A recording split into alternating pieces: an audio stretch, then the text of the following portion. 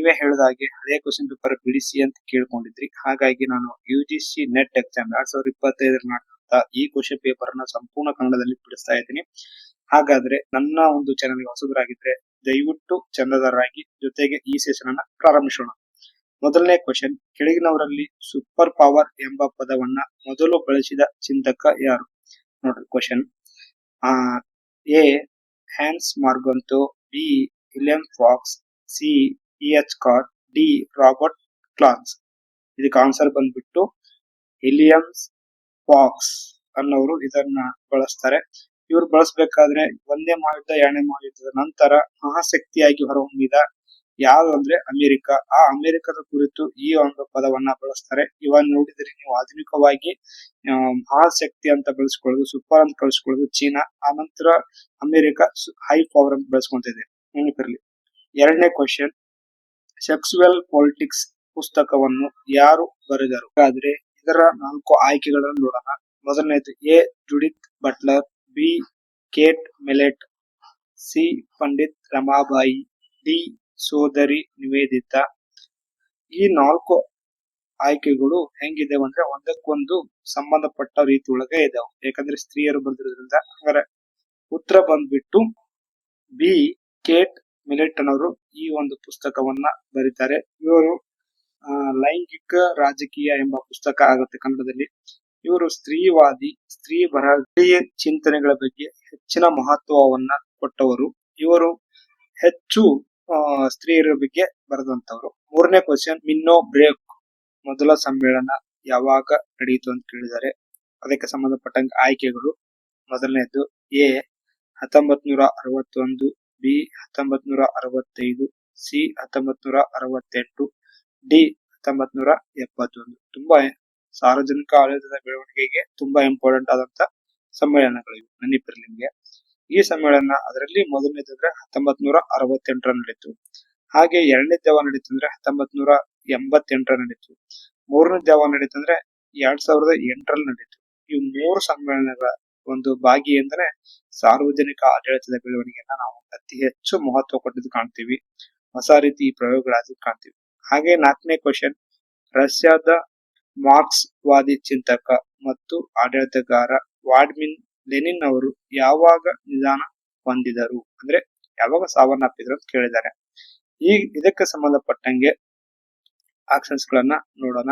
ಮೊದಲನೇದು A 1921, B 1924, C 1919, D 1927. 4 ಇದಾವೆ. ಅದಕ್ಕೆ ಸಂಬಂಧಪಟ್ಟಂಗೆ ಇವರು ನಿಮ್ಗೆ ಗೊತ್ತಿದೆ, ರಷ್ಯಾದ ಮಹಾಕ್ರಾಂತಿಕಾರಿ ಅನ್ನೋದು. ಇವ್ರು ಯಾವಾಗ ಸಾವನ್ನಪ್ಪಿದ್ರ ಅಂದ್ರೆ ಆನ್ಸರ್ ಬಂದ್ಬಿಟ್ಟು 1924ರಲ್ಲಿ. 24ರಲ್ಲಿ ಇವ್ರು ಏನಾಗ್ತಾರೆ, ಸಾವನ್ನಪ್ತಾರೆ. ಅಂದ್ರೆ ಜನನ ಆಗಿದ್ದು 1870ರಲ್ಲಿ ಏಪ್ರಿಲ್ 10ರಂದು. ಇವರು 21 ಜನವರಿ 1924ರಲ್ಲಿ ಸಾವನ್ನಪ್ತಾರೆ.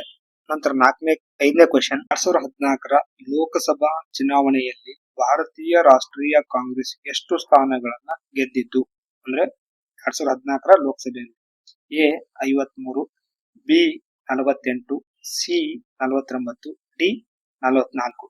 ಅಂದ್ರೆ ಅವತ್ತಿನ ದಿನ 2014ರಲ್ಲಿ ಕಾಂಗ್ರೆಸ್ ಪಡೆದ ಸ್ಥಾನಗಳು ಅಂದ್ರೆ ಆನ್ಸರ್ ಬಂದ್ಬಿಟ್ಟು ಡಿ, ಅಂದ್ರೆ 44 ಸ್ಥಾನಗಳನ್ನ ಕಾಂಗ್ರೆಸ್ ಪಡೆದಿತ್ತು. ಈ 44 ಸ್ಥಾನಗಳು ಕಾಂಗ್ರೆಸ್ ಪಡೆದ ನಂತರ ಬಿಜೆಪಿ ಅವತ್ತಿನ ದಿನ 282 ಸ್ಥಾನಗಳನ್ನು ಪಡೆದಿತ್ತು. ಶಿವಸೇನೆ 18 ಸ್ಥಾನಗಳು ಪಡೆದಿತ್ತು.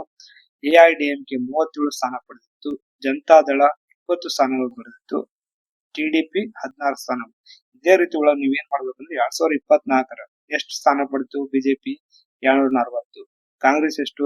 99. ಈ ರೀತಿ ಒಂದಿಷ್ಟು ಸ್ಥಾನಗಳನ್ನ ನೀವೆಲ್ಲಾ ಇಲೆಕ್ಷನ್ ನ ಒಂದು ಸಮೀಕ್ಷೆಗಳನ್ನ ನೋಡ್ಕೊಂಡ್ಬಿಟ್ಟು ರೆಡಿ ಮಾಡ್ಕೋಬೇಕು ಒಂದು ಚಾರ್ಟ್ ಅನ್ನ. ಅದರಿಂದ ನಿಮ್ಗೆ ಏನಾಗುತ್ತೆ ಅಂದ್ರೆ ಈ ಒಂದು ಕ್ವಶನ್, ಇಂತ ಒಂದು ಕ್ವಶನ್ ಗಳನ್ನ ನೀವು ಆನ್ಸರ್ ಮಾಡಕ್ಕೆ ಅನುಕೂಲ ಆಗುತ್ತೆ. ಹಾಗಾಗಿ ಎಲ್ಲಾ ಇಲೆಕ್ಷನ್ ಸಂಬಂಧಪಟ್ಟಂಗೆ ಒಂದು ರೊಟೇಷನ್ ಅನ್ನ ಬರೆದಿಟ್ಕೊಳ್ಳಿ ಸಾಧ್ಯ ಆದಷ್ಟು. ಹಾಗಾದ್ರೆ ಮುಂದಿನ ಕ್ವಶನ್ ಹೋಗೋಣ. 6ನೇ ಕ್ವಶನ್, ಭಾರತೀಯ ಸಂವಿಧಾನದ ಯಾವ ವಿಧಿಯು ಉದ್ಯೋಗದಲ್ಲಿ ಸಮಾನ ಅವಕಾಶವನ್ನ ಖಾತರಿಪಡಿಸುತ್ತದೆ? ನೋಡ್ರಿ, ಅಂದ್ರೆ ಯಾವ ವಿಧಿ ಅಂತ ಕೇಳಿದರೆ ನೆನಪಿರ್ಲಿ. ಎ ಆಯ್ಕೆಗಳು 14ನೇ ವಿಧಿ, 15ನೇ ವಿಧಿ, 16ನೇ ವಿಧಿ, 17ನೇ ವಿಧಿ. 4 ಆಯ್ಕೆಗಳಿದಾವೆ. ಇವೆಲ್ಲವೂ ಮೂಲಭೂತ ಹಕ್ಕುಗಳು ಬರ್ತಾವ ಗೊತ್ತಿದೆ. ಈ ಫಂಡಮೆಂಟಲ್ ರೈಟ್ಸ್ ಒಳಗಿರುತ್ತದೆ. ಹಂಗಾರೆ ಇದಕ್ಕೆ ಆನ್ಸರ್ ಬಂದ್ಬಿಟ್ಟು 16ನೇ ವಿಧಿ. ಅದು ಏನ್ ಹೇಳುತ್ತಂದ್ರೆ ಉದ್ಯೋಗದಲ್ಲಿ ಸಮಾನ ಅವಕಾಶವನ್ನ ಕಲ್ಪಿಸಿಕೊಡುತ್ತೆ. ಅಂದ್ರೆ ಹೆಂಗೆ ಧರ್ಮ, ಜಾತಿ, ಜನಾಂಗ, ಜನ್ಮಸ್ಥಳ ತಾರತಮ್ಯ ಮಾಡದೆ ಎಲ್ಲರಿಗೂ ಸಮಾನ ಅವಕಾಶವನ್ನ ಕಲ್ಪಿಸಿಕೊಡುವುದನ್ನ ತಿಳಿಸಿಕೊಡುತ್ತೆ. Next question, the women condition ಮಾನವ ಸ್ಥಿತಿ ಪುಸ್ತಕವನ್ನು ಬರೆದವರು ಯಾರು? ನೋಡಿದ್ರೆ 4 ಆಯ್ಕೆಗಳು ಯಾವುವು ಅಂತ ನೋಡೋಣ.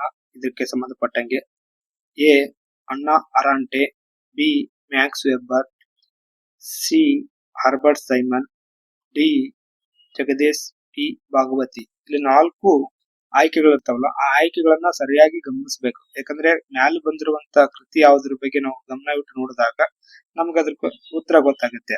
ಹಾಗಾದ್ರೆ ಇದಕ್ಕೆ ಉತ್ತರ ಯಾವ್ದಂತ ನೋಡೋಣ. ಇದಕ್ಕೆ ಉತ್ತರ ಎ ಅಣ್ಣಾ ಅರಾಂಟೆ.